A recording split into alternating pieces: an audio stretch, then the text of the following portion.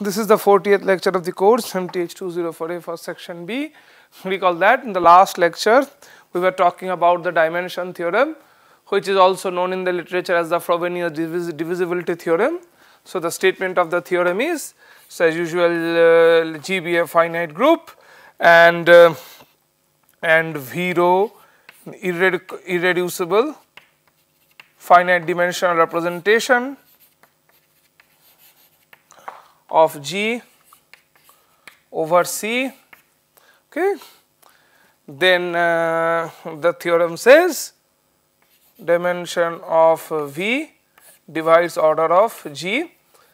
So in the last lecture, assuming this theorem, we have seen some of its applications. So these applications actually show that when the order of the group is sufficiently small, then this coupled with the formula that the sum of squares is equal to order of G.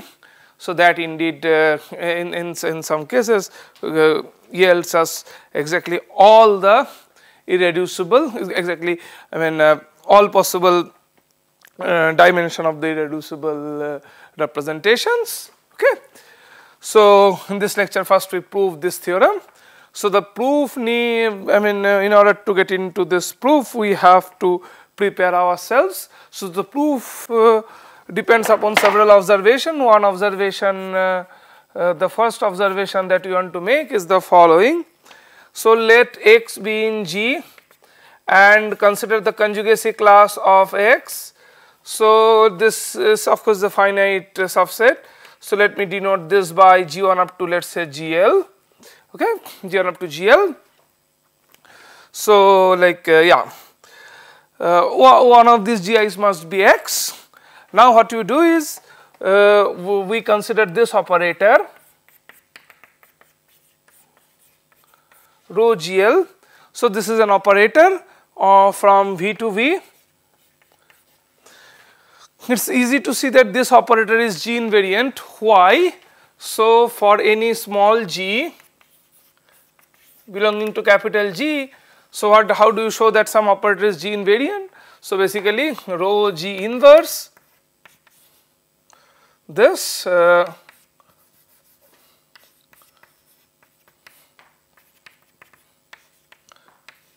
G, you have to show this is exactly that operator, and since the composition distributes with the addition of operators, we simply obtain that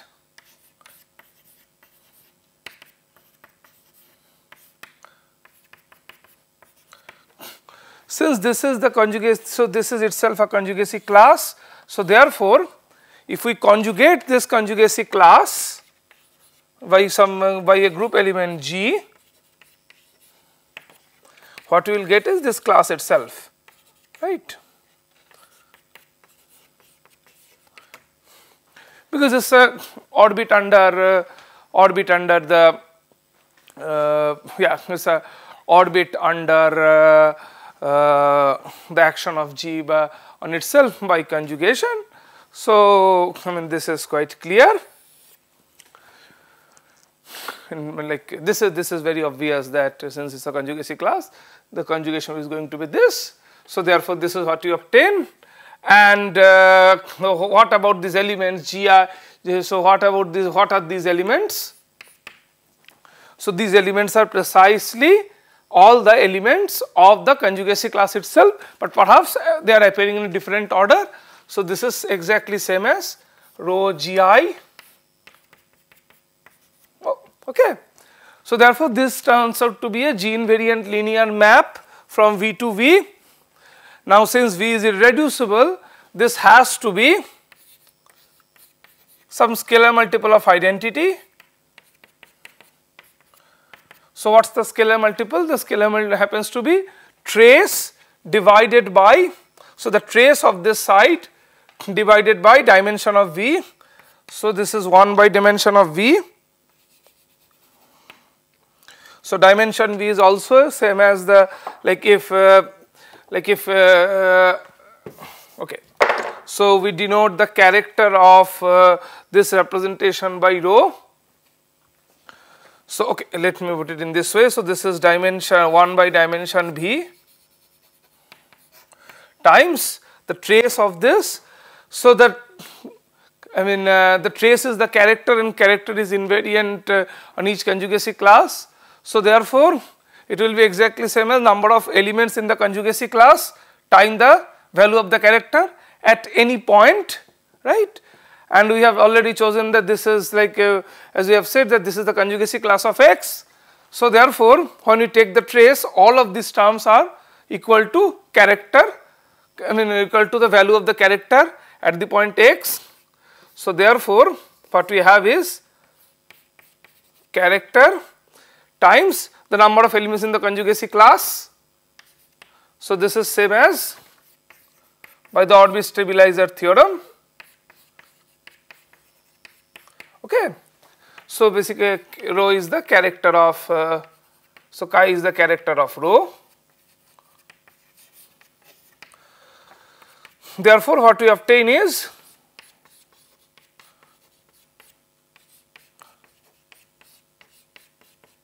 okay. This is our first observation, that yeah. So this times identity. So this is this. This is our first observation. Okay. The second observation is is a slightly general one. So let f be a function from g to z. So then what we do is we construct the following linear operator fg rgg. Remember, rg is the left regular representation of the group G, which has the following effect: rg of small g. So a basis of Cg is ex's.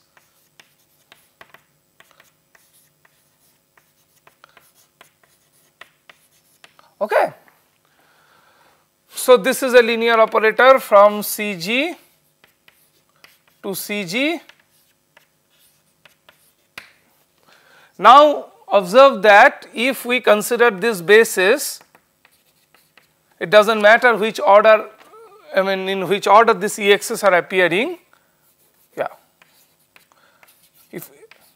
So whatever order you like, you put them and make it an ordered basis, and relative to that ordered basis, if you look at the matrix of Rg, it is going to be a permutation matrix. So that is all the entries are having integral coefficients. Once you get it, multiply that by Fg, again that matrix will have all integral entries. Therefore, with respect to this ordered basis, the matrix of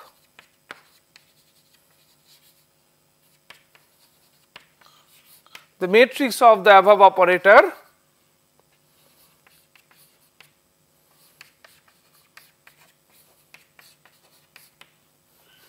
has, so matrix has coefficients in,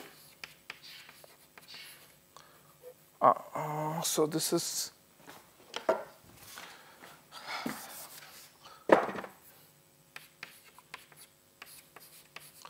all coefficients over Z, and therefore once we have a matrix, so then all eigenvalues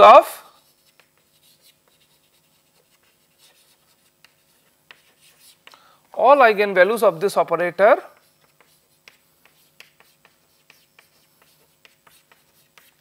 are algebraic integers. Okay. This is simple because it will satisfy the characteristic polynomial of the matrix, which is a monic polynomial with integer coefficients. Okay. So all this will be algebraic integers. So this is what we have found for what we have observed for any general function from Z to Z. In particular, you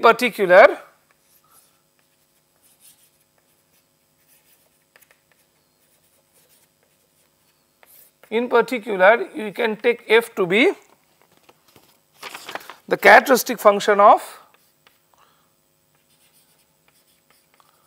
conjugacy class of X, right.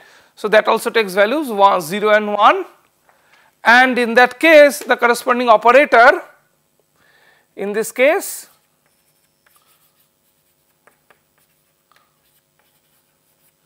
the operator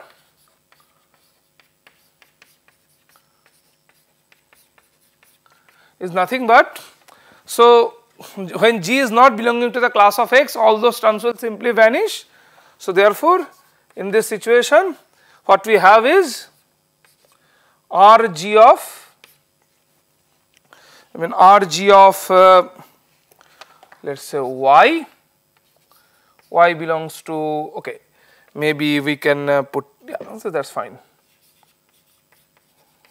Okay. So we have, as we have just observed here, that all eigenvalues of these operators are going to be algebraic integers, right. So all eigenvalues are algebraic integers of this operator, and trace is just the sum of the eigenvalues, okay. So trace is just the sum of those eigenvalues, and therefore what you obtain is that trace of this is going to be an algebraic integer. Let me do it here.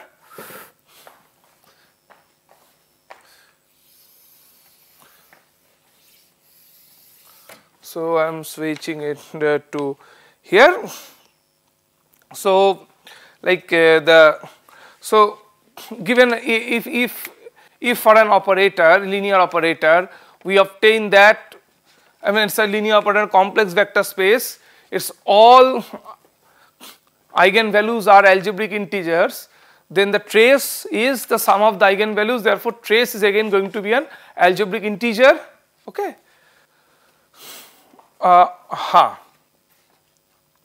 Now that, okay, so yeah. So for that let's consider this operator and consider, okay, I think I should do it here. Consider an irreducible subrepresentation. Consider W an irreducible subspace .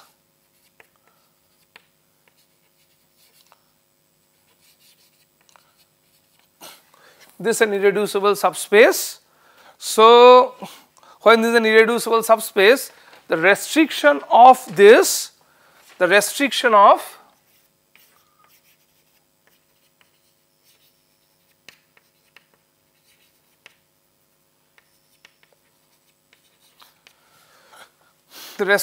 this operator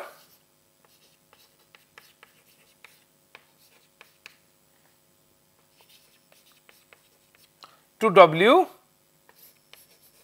okay, is, it has to be like that we have observed more generally. So restriction is nothing but, so what is this operator? We have just made the observation that it will be G by, of course, times. So these are the character of the subrepresentation,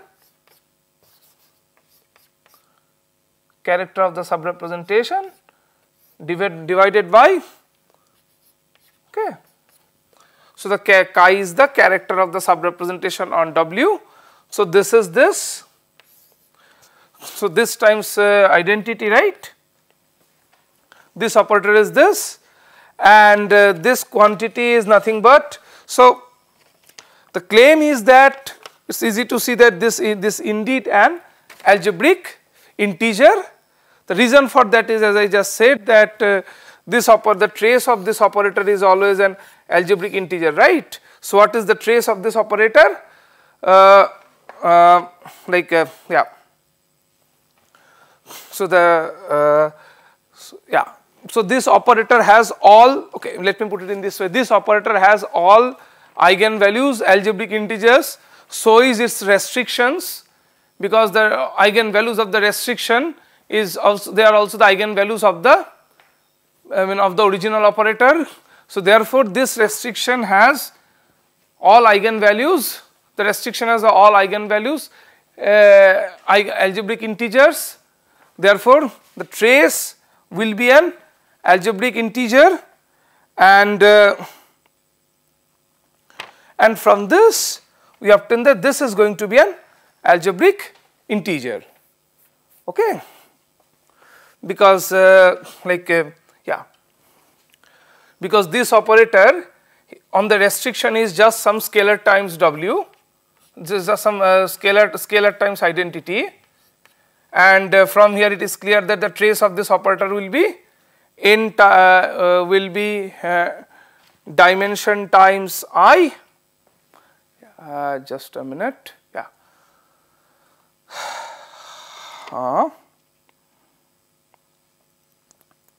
yes, this is this. So therefore this fellow is an algebraic integer. Next, okay, let me again clarify. So what we have obtained is, from this second observation, this operator has all eigenvalues, algebraic integers. So is its restrictions, okay. So its restriction, and therefore this but on the other hand we know that this has to be some scalar times identity. So therefore all the eigenvalues of this operator, the restricted operator, nothing but lambda. This forces lambda to be an algebraic integer. Of course, like the trace of this operator will be an algebraic integer, which we have already said, but here we have in fact something more, that is this lambda has to be an algebraic integer. And what is lambda?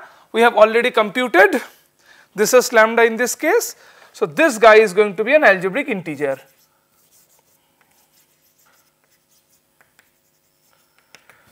Okay, let me again repeat that this is a general phenomenon.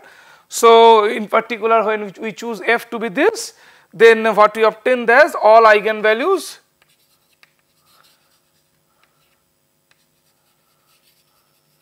of this are algebraic integers,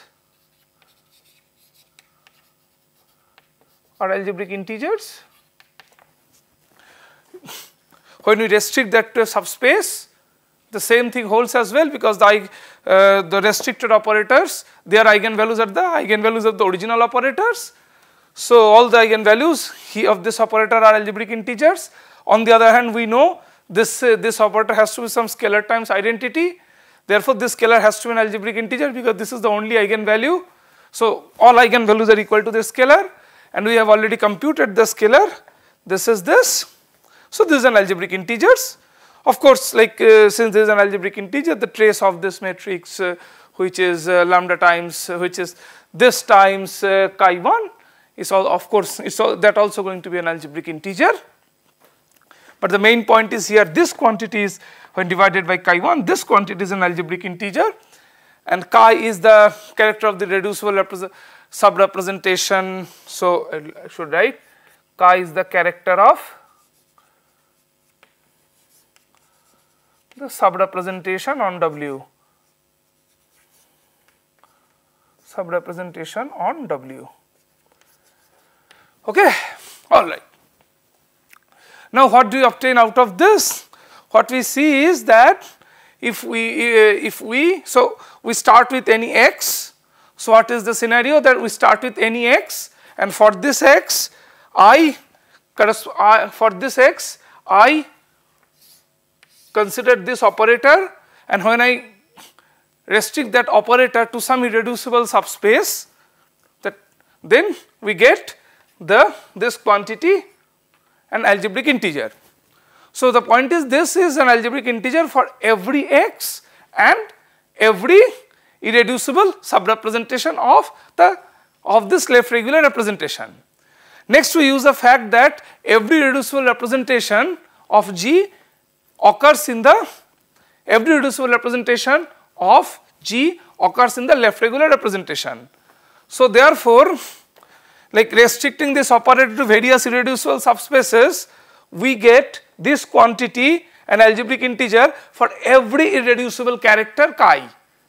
because like once we keep on restricting this operator to various irreducible subspaces, thus we get up to isomorphism all irreducible representations of G, and so therefore this quantity, so therefore thus we cover all irreducible characters of G. Okay. So let me write down the observation, and then the proof is just a few lines. So the idea is that like we work with the left regular representation, then restrict that to any irreducible subspace. Since all irreducible subrepresentations occur in left regular representations, so from this we obtain for every x in G and irreducible character chi, this quantity is an algebraic integer.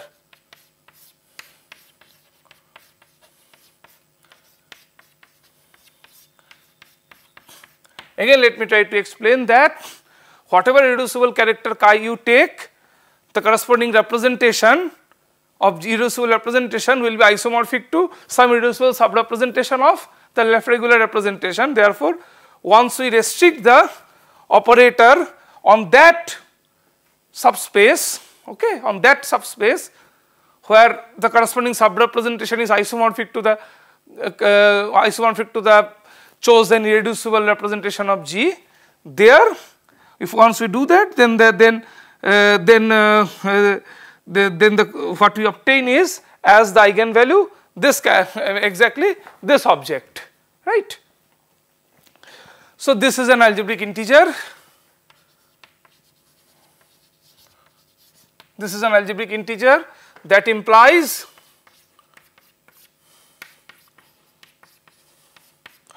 of course I will put this here. This is also an algebraic integer because chi x bar is already an algebraic integer. So if something is an algebraic integer, then its conjugate has to satisfy the same polynomial, so it is also an algebraic integer, and that actually gives us our desired thing. Now we are just one step before the main proof. So let's denote the distinct conjugacy classes of G by in G by this be the distinct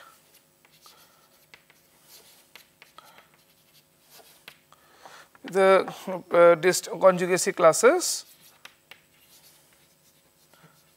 okay, be precisely all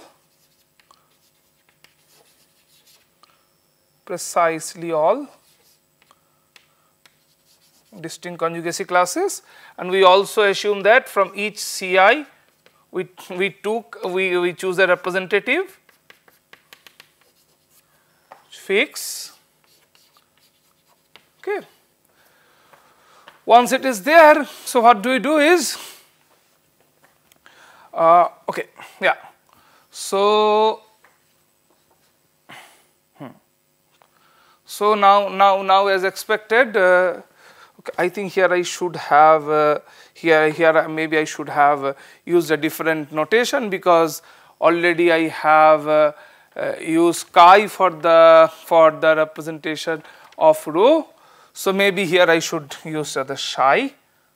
If the use of chi, multiple use of chi have confused you, then let me use psi here.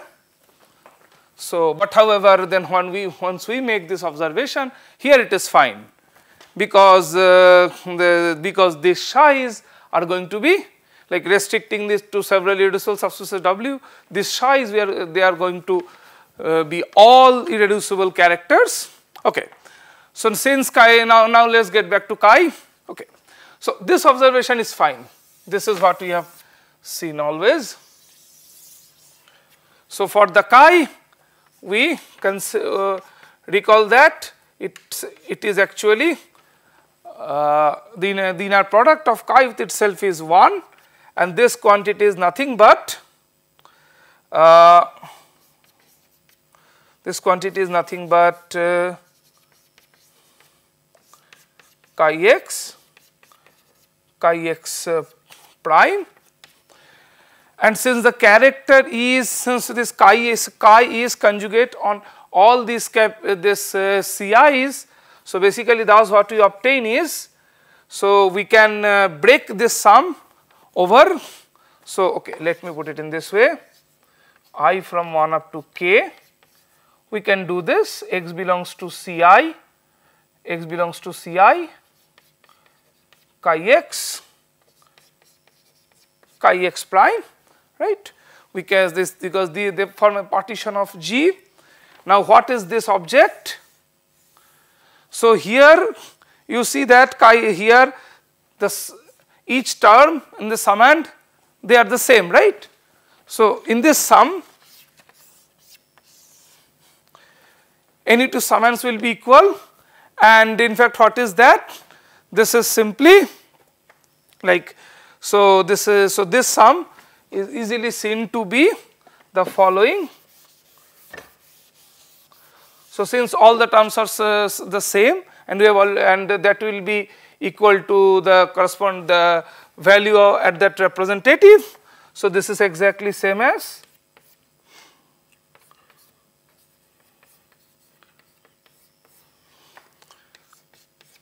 chi g, chi gi bar, okay, because each term in that summand is equal to this, and we have exactly these many terms, right. So this sum is 1. Now I am saying that this like this gives us what we are looking for.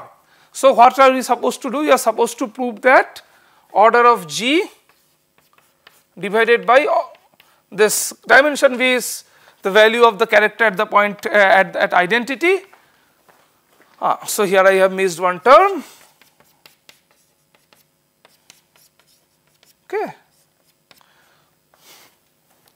So we have to show this is an integer. So in view of the fact that Z is integrally closed inside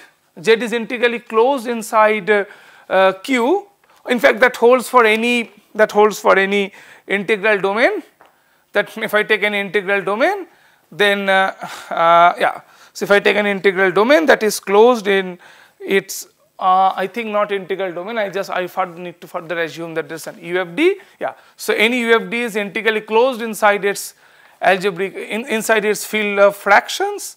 In particular Z is not algebraically closed, I am talking about integrally closed. So Z is integrally closed inside Q. What does that mean? That if a rational number is an algebraic integer, then it has to be an integer. More general for any UFD, if we take something from the field of fractions of an UFD, if that is integral over the given UFD, then the element has to be inside the UFD. So all this we have seen earlier. So therefore, if we have to, in view of this, if we want to show this quantity is an integer, so this quantity is already a rational number, right? If we now further want to show this is an integer, it's enough to show this quantity is an algebraic integer.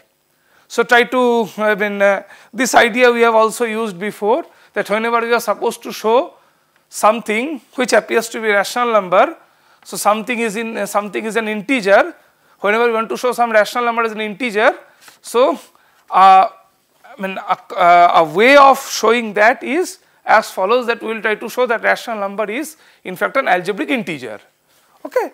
That same idea we are using here.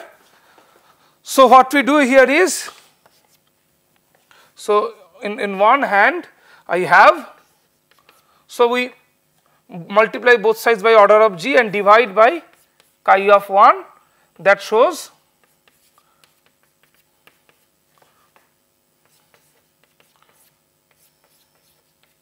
Cg of Gi into chi of 1 times chi of x, chi of Gi, chi of Gi bar, right. This is what we see, and already we have proved that this, so each of this summand in the right hand side is an algebraic integer. So its sum will be an algebraic integer, that shows this, the left hand side is an algebraic integer.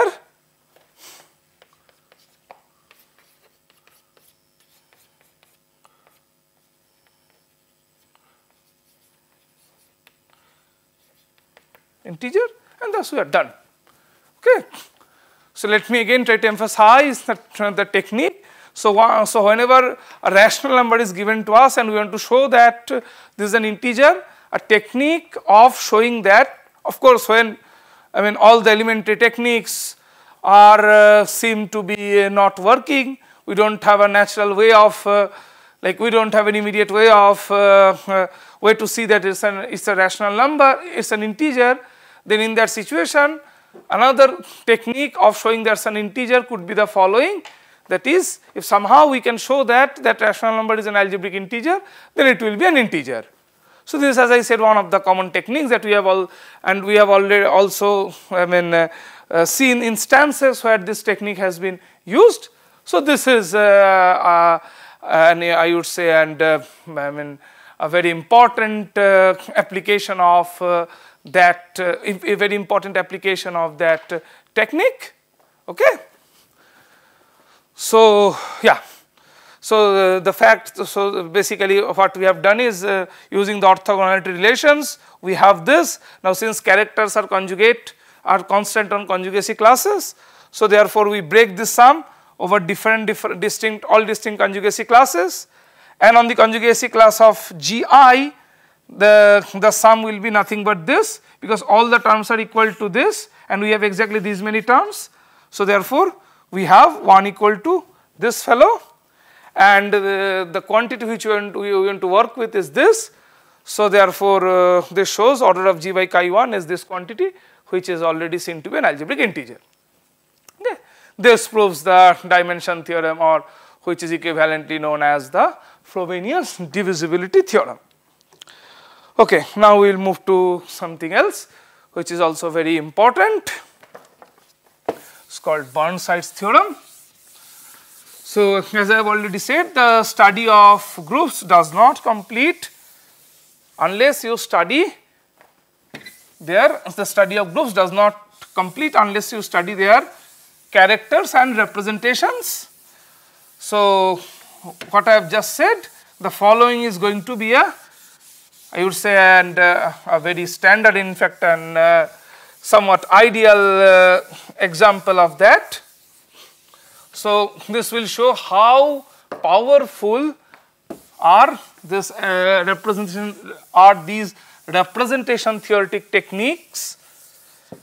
So how powerful, yeah. So we'll see how this representation theoretic techniques can give us a lot when the usual group theoretic techniques to show some group theoretic result do not seem to work. So that will show that how influential, how powerful indeed these techniques are. Okay, so let me now first state Burnsides theorem. I hope that of course a major part of its proof will be done today. Burnsides theorem. What does it say? So for the timing, let me denote this by 1. So this says is the following, that let P and Q be primes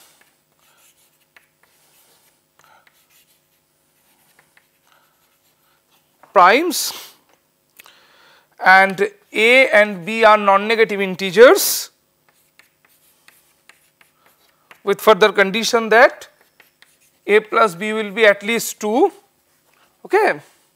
Let these be primes, and this, then the Burnsides theorem says every group of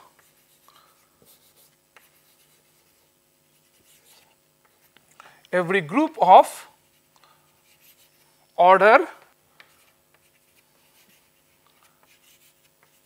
P to the power A, Q to the power B is not simple. Every group, yeah. So I think okay, maybe I should keep it in this way. no group of order is simple. So that is, given two primes p and q and two non-negative integers, if we consider a group of order p to the power a, q to the power b, then that group cannot be simple. Here we do not insist that p and q are they must be different, that we do not insist, we do not have to do that. So this is the Burnside's first theorem. So this first theorem is a very important corollary. So it says that every group of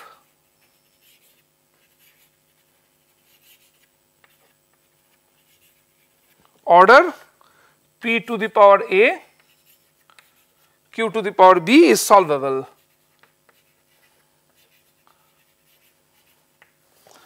Okay, why so? So before that, let us also observe one thing, that if p and q happen to be equal, if they happen to be equal, then it will be just a p group. P groups are finite, p groups are already, so p groups are already finite p groups are already nilpotent, hence they will be solvable. So in p equal to q, that case is already that case is already taken care of. So therefore here we do not insist that p has to be different from q. Okay, so how to deduce this corollary from the theorem?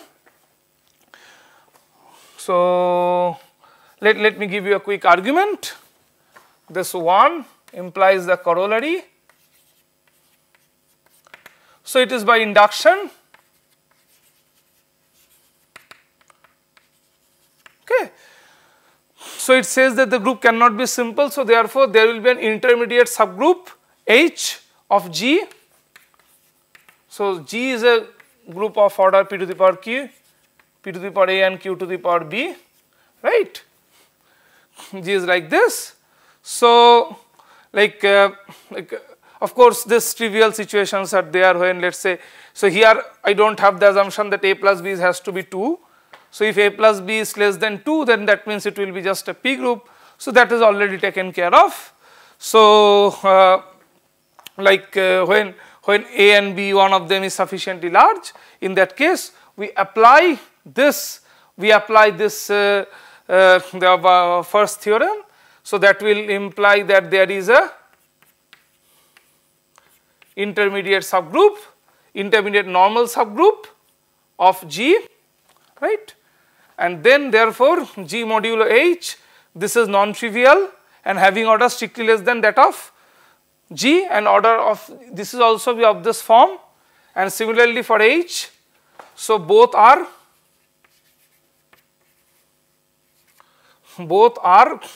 subgroups. So both are of order some power of p and some power of order of the form, and also less than order of G. Now by induction argument, both are solvable.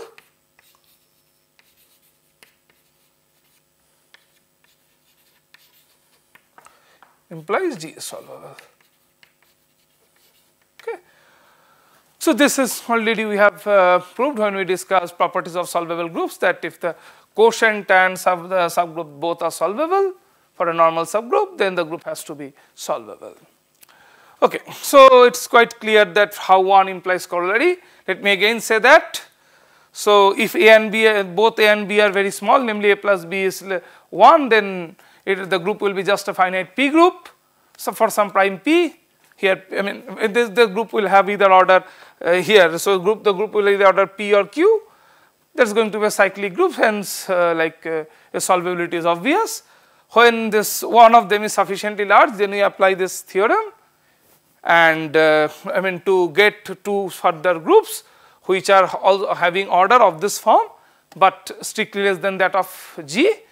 Therefore, by induction hypothesis both will be solvable, that implies G itself is solvable. Okay. So now we will prove Burnside's, we will prove this theorem.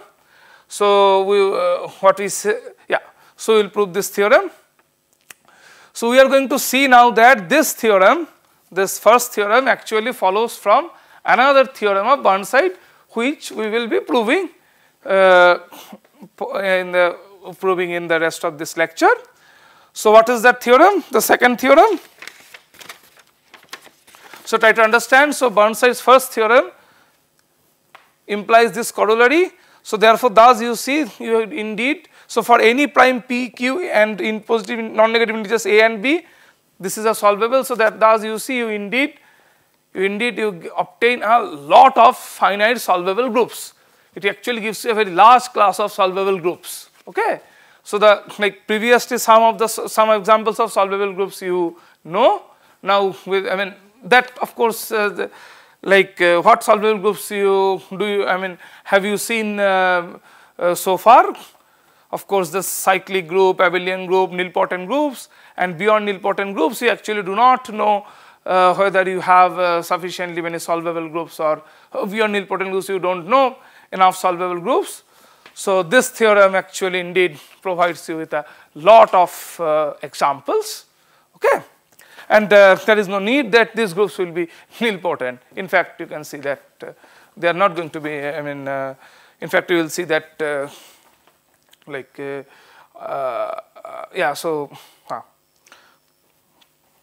So for such a group P and if P and Q are distinct, if such a group, the group is nilpotent, then it will be the product of Sylow subgroups.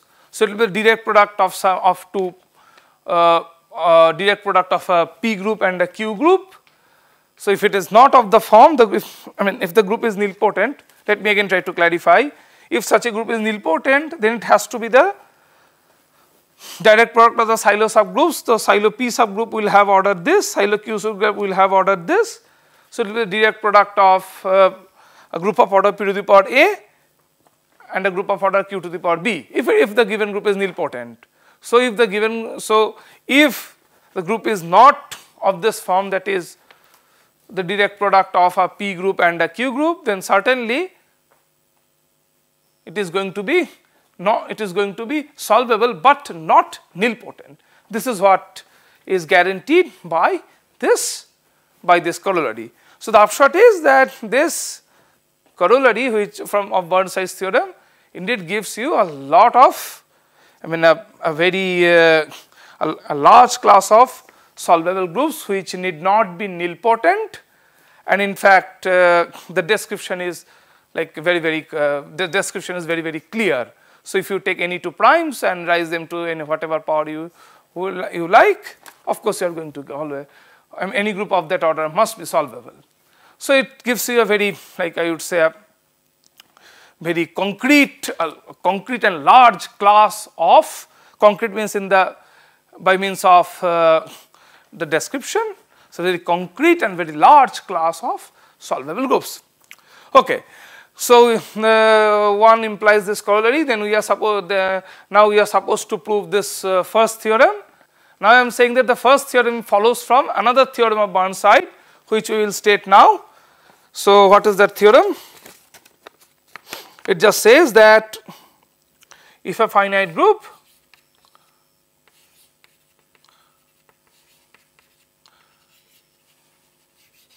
G, if a finite group G has a conjugacy class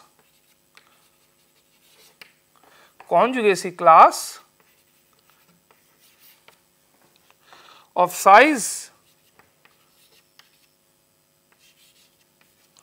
p to the power r, where p is a prime and r is a natural number. So if a finite group has a conjugacy class of size p to the power r, then G is not simple.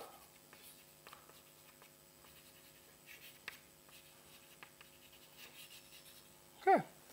This is the second theorem of Burnside. So it just has some assumption on the existence of a conjugacy class of prime power, a non-trivial conjugacy class of prime power. If a finite group has a non-trivial conjugacy class of prime power, then it cannot be simple.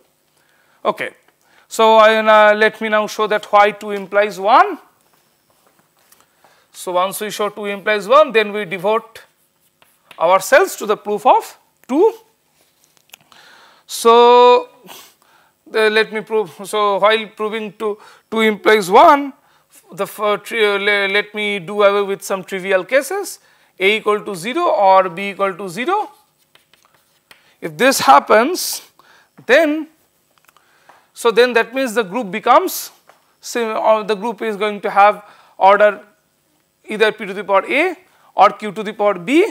Okay, the group is going to have an order p to the power A or q to the power B. So yeah, so let me prove by contradiction throughout. So we prove by that will be easier. Prove by contradiction. So that is, assume G is simple,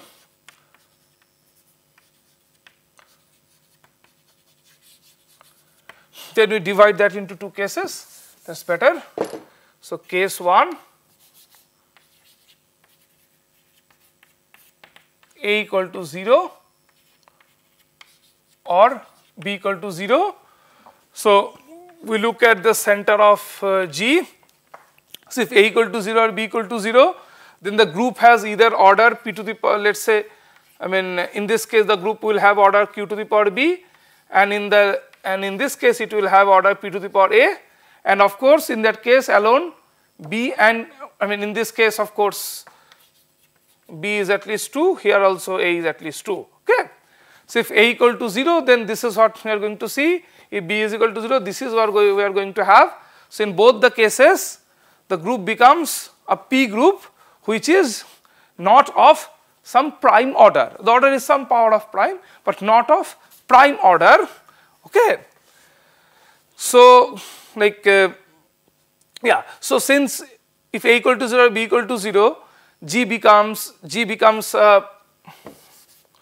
then G has order, some order prime power. This implies ZG is non-trivial, and as I said, we assume G is simple, which forces this is ZG has to be whole of G, that forces G is abelian. Okay. Now G is simple and G is abelian, it's a finite abelian group which is simple, that will force G has some prime order.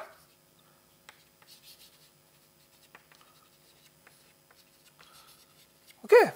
But you see, we have already argued that this cannot be the case, the power order of G will be so of course it will be some power of some prime, but not the prime itself, okay, some higher power of some prime. So this is a contradiction. So case 1 is actually very easy. The case 2 indeed, that also goes along the same line. So I will simply erase that. So how to prove case 2? Case 2 is very, as I said, so in this case 2 we assume that both A and B are greater or equal to 1. Okay. So both Q and P divides order of G by Sylow's theorem.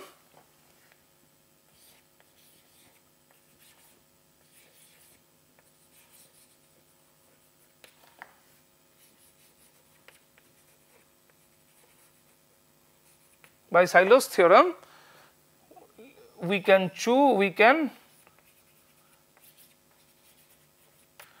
take the Sylow,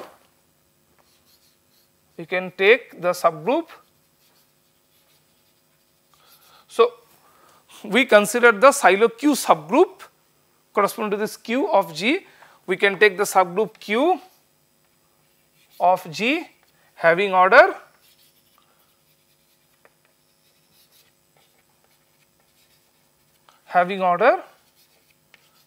Q to the power B, and now let me continue the rest of the proof here.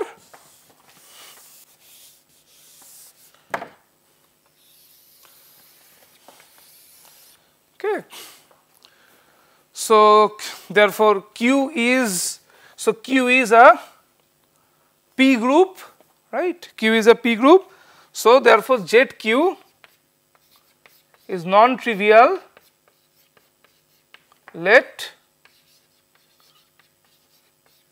G belong to ZQ. G belong to ZQ. Of course, G is not equal to identity. Then what do we see? Like G is in ZQ, so G commutes with, so every member of Q commutes with G. So therefore it shows that Q is contained in the centralizer of G in capital G, because every member of Q, once you conjugate that, so every member of Q centralizes G. So try to understand that the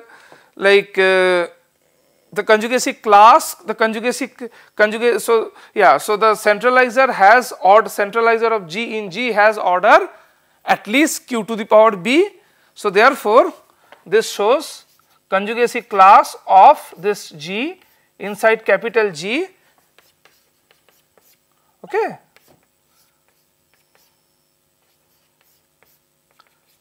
must be order of some order P to the power R, because already the order of this is, so as this contains Q, so already the order of this is Q to the power B, Q to the power B times maybe some power of prime, a power of P.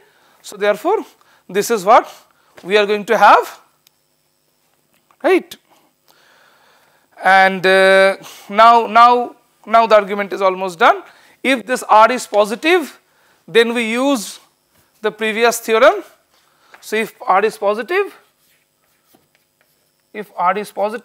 then we are done by 2.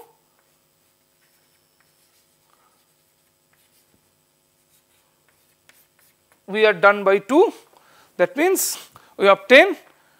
So if R is okay, I think since we are proving by contradiction, let me rather put the argument in this way, that okay.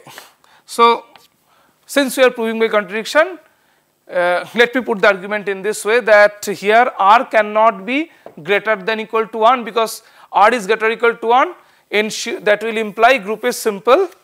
So so this force says R has to be 0 from 2. I think when you are proving by contradiction, this is the way of putting the argument, from 2, okay, because if R, as I said, that if R is strictly greater than 0, then that would imply group is not simple, that contradicts the hypothesis. So this second theorem forces R to be 0, and R to be 0, what it means is this R to be 0, if R is 0, then so if R is 0, then we see that this is 1, right? So that means centralizer is whole of G. So every element of capital G centralizes this small g. So therefore like G has to belong to ZG, right? Because every element of capital G commutes with small g, so therefore small g has to be in the center. So again, since we assume small g is not equal to 1, this will force ZG to be whole of G like earlier. That means group is abelian, and yeah, the group is abelian, and the rest is again same as argued before. If the group is abelian, then the Sylow subgroup Q that we have chosen, this has to be, so try to understand, so this has to, this group, if the group G is abelian, then this being a non-trivial normal subgroup has to be equal to G. So that will force like A has to be 0, but that case we have already ruled out, okay. So this implies G is equal to Q, that implies A is equal to 0, which is not possible. I think the last part, let me again repeat that Q is a so if G is abelian, then any subgroup will be normal. Q is a non-trivial subgroup of G. So since we have assumed G is simple, Q will be G. So therefore, therefore certainly the power of the power of P that divides order of G has to be 1, which is same as saying this A is 0, right? Because then order of G will be simply Q to the power B. So A has to be 0, but that is not allowed. Okay, we have shown how the second theorem implies the first theorem. So now we devote ourselves to the proof of the second theorem. Right. So now let's start the proof of the second theorem. So to prove the second theorem, we need first the following lemma. Let me try to prove the lemma.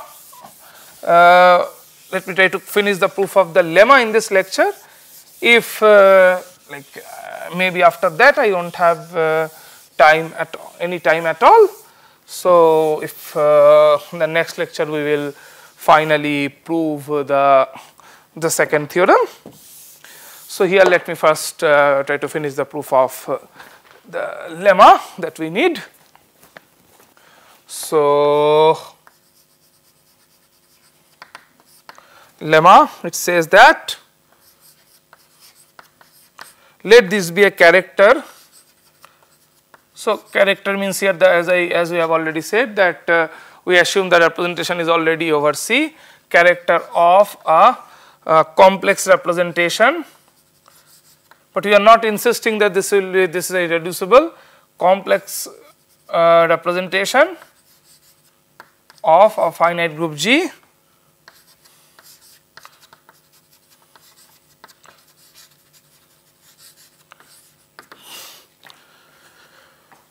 for any G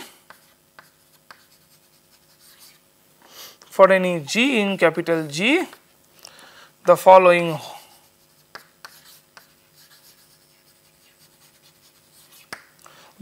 holds.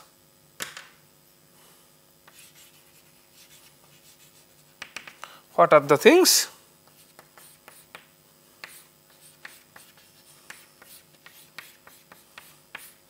Is less or equal to 1, and much more importantly,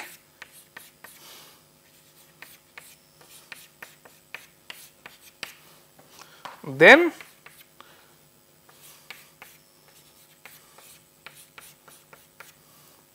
is not an algebraic integer.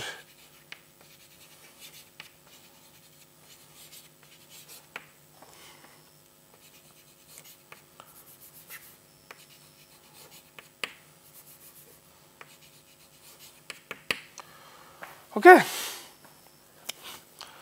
So the proof of 1 is actually simple because you see that what is chi of G? So chi of G is like the trace of rho G, where rho is the representation corresponding to chi, and recall that by choosing appropriate basis we can make the matrix of rho G of this form. Let us say omega 1 up to omega, well, so what is the dimension of, so n is the dimension of the representation, where each omega I is, so some, okay. So like we can bring the matrix of rho G into this form, where is mth root of unity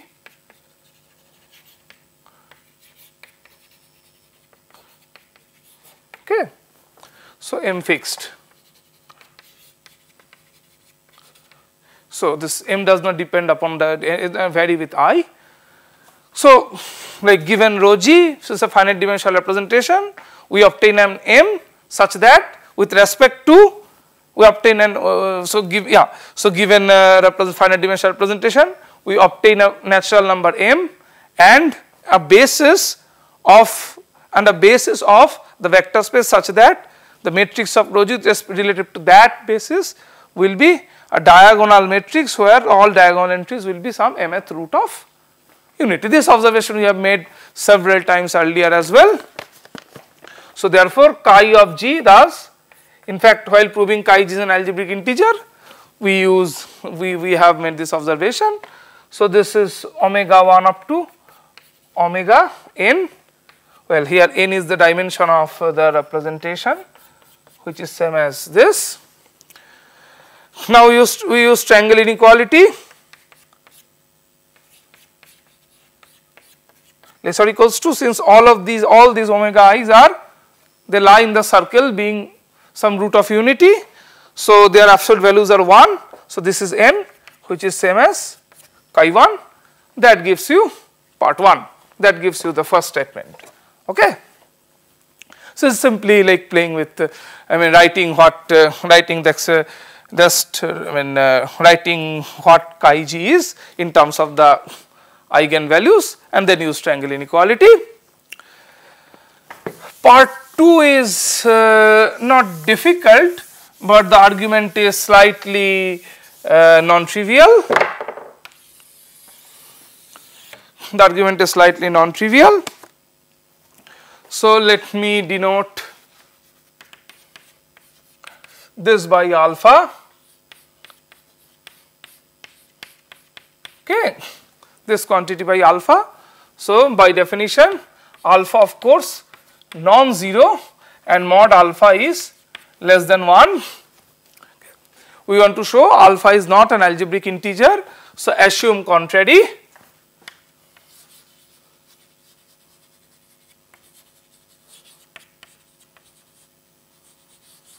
Assume contrary. So therefore, like alpha will satisfy. So okay. Yeah.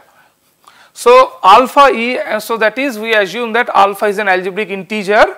Now what we do is, so earlier we observed that the minimal polynomial of an algebraic integer over Q has all coefficients in Z.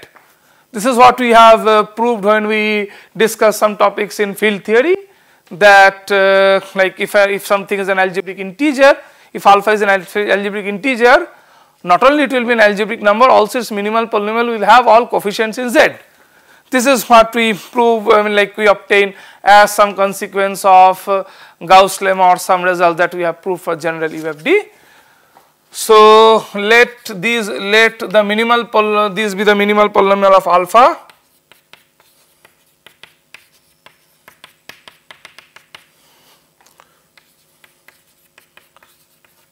Let this be the minimal polynomial of alpha.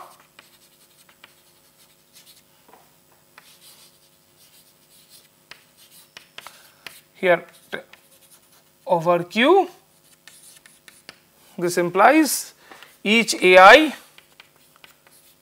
is in Z, okay, each AI is in Z. Now like it's easy to see that.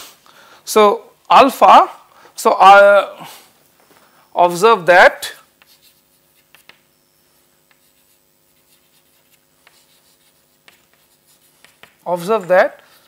this alpha lies in this extension, okay, because in alpha what appears is the sum of these wi's divided by a positive integer. So each wi belongs to, each of wi is a mth root of unity. So each wi belongs to this subfield over Q, okay, and so this, which is a finite extension over Q. So this is okay. So alpha I lies here, right? Now observe that, and since this extension, this field extension over Q is normal,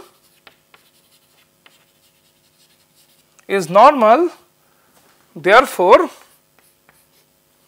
Therefore, all conjugates of alpha will be inside this subfield. Okay. And what about, so how does one obtain all conjugates of alpha? So conjugates are by definition the roots of this polynomial, and like while discussing field theory we have also observed the conjugates are obtained by embeddings, right. So this is nothing but sigma of alpha, where sigma is an embedding. So it's like the extension is normal. So simply sigma is an automorphism of this field fixing Q. Okay. For normal extension, this is what we have seen, that I mean, since it's the extension is normal, this is what we are going to see, right? Because from any conjugate, if we take any other conjugate, there is an embedding of this field inside C that sends alpha to that conjugate. Since the extension is normal extension, it is of course, I mean the extension is normal extension, it is going to be a automorphism of the field. So therefore, any conjugate of alpha is of the form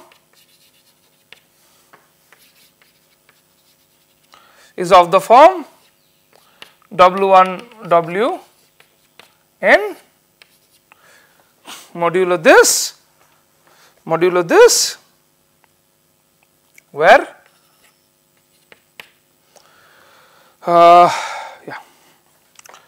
modulo this where E is a conjugate of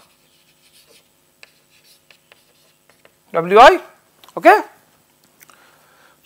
Next observation. So conjugate of an mth root of unity will again be a mth root of unity, right? A conjugate of an mth root of unity will be again be a conjugate of mth root of unity. So therefore, this quantity, so all conjugates, so like again let me repeat, so since omega I is an mth root of unity, it satisfies this equation. So therefore, like if you apply any embedding, again this is going to be an mth root of unity, an embedding of this inside C. This is what we are going to get. So therefore, again and conjugate, so omega I prime is also an mth root of unity.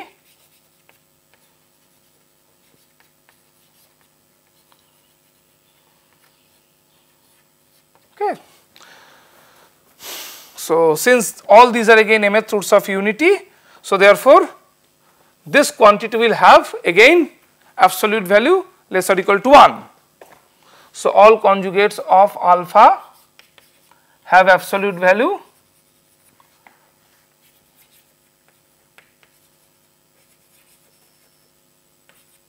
less or equal to 1, because the same triangle inequality, the use triangle inequality on the numerator, it will be less or equal to n, so divided by less or equal to 1.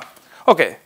So thus you see the following, that among all the conjugates of alpha, alpha has absolute value less than 1, and about the other conjugates of alpha, the absolute value is less or equal to 1, right. So therefore, the product of all conjugates of alpha will have absolute value strictly less than 1, because alpha has absolute value strictly less than 1 and others have absolute value less or equal to 1, their product is going to have the absolute value strictly less than 1. And what is the product of conjugates of alpha? Remember, the conjugates are the roots of this polynomial in C from the well-known relation between roots and coefficients. So, the product of, so absolute value of the product of all conjugates of alpha, product of all conjugates of alpha, alpha is going to be this fellow mod A naught. So, this, and as I said that this is strictly less than 1, right, this is strictly less than 1. Therefore, this forces, so A naught is an integer having absolute value strictly less than 1, that forces A naught has to be 0. Now, we are almost done. If A naught is 0, then you see x is going, you can take x common. So, it simply forces that, let me write it here. So, this is basically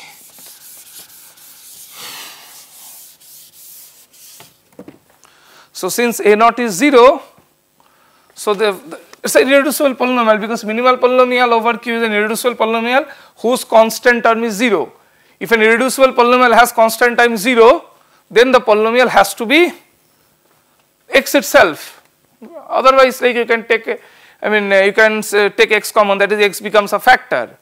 So, if x becomes a factor of irreducible polynomial, the other factor has to be a unit. X cannot be a proper divisor. Okay. So, therefore, A is 0, therefore, minimal polynomial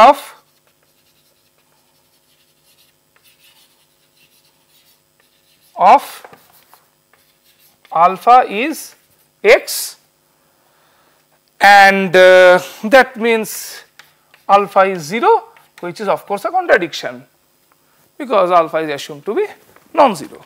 Okay. So, this is the main lemma which is instrumental. This is the main lemma that we are going to use to prove Burnsides theorem. So, what it says that for any character, if this happens, then this cannot be an algebraic integer. Okay, this cannot be an algebraic integer. So, as I said, this is the thing that we are going to use in our proof of Burnsides theorem, the second theorem. Okay. I think I should finish now. So, yeah. So, the preparation for the proof of Burnsides theorem is done. Now, we can start. Now, we can directly start the proof of the second theorem. So, okay. So, I will do that in the next lecture. Okay. With this, I finish this lecture.